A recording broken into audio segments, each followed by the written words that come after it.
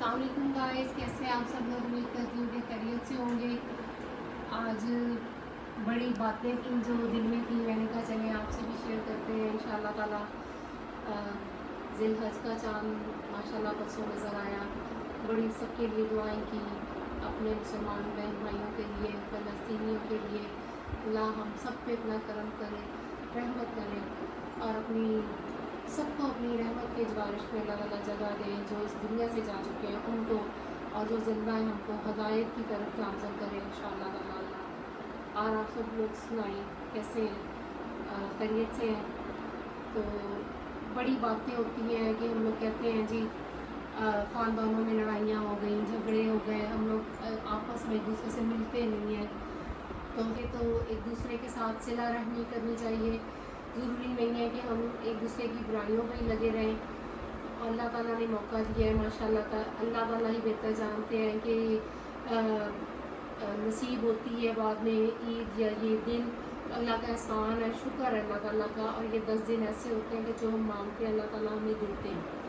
हम लोग अच्छाइयों की तरफ आए अल्हम्दुलिल्लाह, ये हमारे लिए सबसे बेस्ट है। ख़ानदान जो एक दूसरे से कता ताल्लुक़ करके बैठे हुए हैं, या भाई भाई हैं या बहनें हैं, जो भी कोई किसी का लिंक है, रिश्ता है, तो वो राह पे आए। अल्लाह ताला से हम माफ़ी मांगे और इस चीज़ को हम लोग लेके आए कि हम लोग एक दूसरे से जुड़े।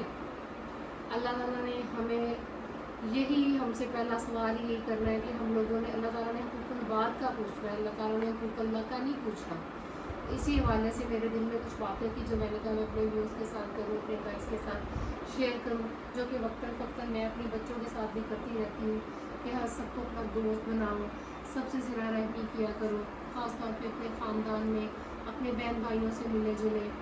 सही है ना, यही हमारा सारा ख़ानदान है जो कि आपस में जुड़ा रहना चाहिए। खाना बनाना, अंदर बाहर आना जाना तो होता रहता है।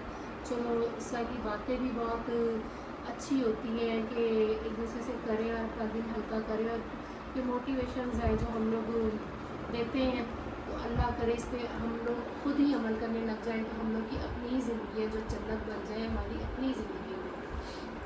ख़ानदानों को जोड़ें, हम लोग एक दूसरे से जुड़ें। तो क्या ये है कि अल्लाह ताला क्या कहता है कि हम लोग जब सुलह करवाते हैं कि जिसका झगड़ा किसी दूसरे इंसान से हुआ तो हमें ऊँट के ज़िबा होने तक का सवाब मिलता है। तो हम क्यों ना ये सवाब हासिल करें और सिला रहमी को हम अपने दिलों में जगह दें और मिल बांटे इन चीज़ों को, और नफ़रतों को हम लोग अपने दिलों से हटा दें। ठीक है ना। तो मुझे दुख होता है ना, जैसे कि मिट्टी का घड़ा है, घड़े को जो बनाता है घरौंदे बनाते हैं, और ये जो कुम्हार होते हैं वो मिट्टी के बर्तन बनाते हैं, मटका बनाते हैं, घड़े बनाते हैं, घर बनाते हैं मिट्टी के। और जो ख़ानदान को लेके चलते हैं वो उसकी कीमत वही जानते हैं जो इन चीज़ों को लेके चल रहे हैं गाइस।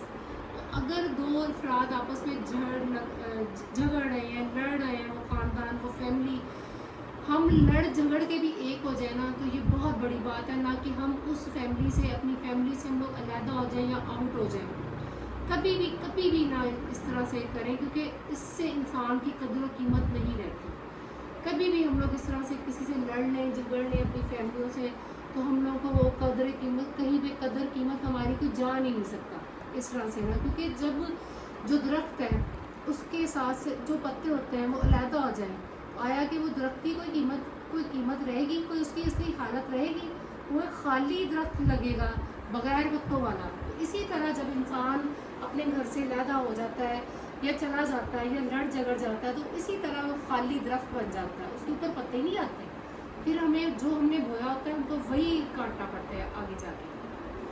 अगर हम लोग देखें, हम लोग अब इस ज़िंदगी की इस सिचुएशन में आ गए कि अब हम लोगों का बड़ों में नाम आ गया है। ठीक है, बहू वाले हैं, बेटियों वाले हैं, दामादों वाले हैं। तो हम लोग की ज़िंदगियाँ इस तहस पे पहुंच चुकी हुई हैं कि अगर हम लोग कहें ना कि हम किसी को समझा रहे हैं, किसी को रोक टोक रहे हैं, तो ये छोटों को एहसान मानना चाहिए, और जो हमसे बड़े हैं हमें उनका एहसान मानना चाहिए कि हमें कोई, हमारे पास कोई बैठा हुआ है जो हमारे बागों की रखवाली कर रहे हैं। अगर ये रखवाली वाले ना हो, पानी देने वाले ना हो, माली ना हो, तो वो तो फिर इस तरह से हमारे घरौंदे, घर, फैमिलियाँ इस तरह से बिखर जाए।